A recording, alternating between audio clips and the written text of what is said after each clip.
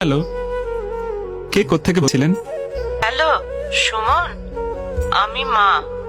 ফোনটা ঘরে ফেলে গিয়েছিস, এত ভুলো মন হলে চলবে? মা আসলে শোন, আজকে তো তোদের মাদার্স ডে, ভাবলাম তোর জন্য একটু খিচুড়ি রান্না করি, এত প্রিয় তোর। কিন্তু রান্নাঘরে গিয়ে দেখি একটুও মুগ ডাল নেই। তুই বাসায় আসার সময় 1 কেজি মুগ ডাল আর একটা ফার্মের মুরগি নিয়ে আসিস। আচ্ছা না, 2 কেজি আনিস। থাকলো লেবু আনিস। আর আমার হাঁটুর ব্যথাটাও এত বেড়েছে, কিন্তু ওষুধটাও। মা, ওষুধটা তোমার সেকেন্ড ড্রয়ারে আছে, তুমি বোধহয় ভুলে গেছো। আর বাইরে খেয়ে আসিস না, তাড়াতাড়ি বাসায় ফিরিস। আচ্ছা তুই কাজ কর, রাখি রে। আসবো মা।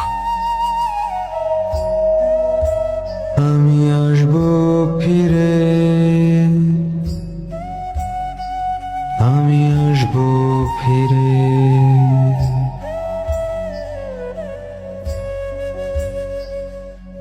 এই তো মা, যাকে ঘিরে কত শত আয়োজন, অথচ যার সবটুকু জুড়েই নিঃস্বার্থ ভালোবাসা।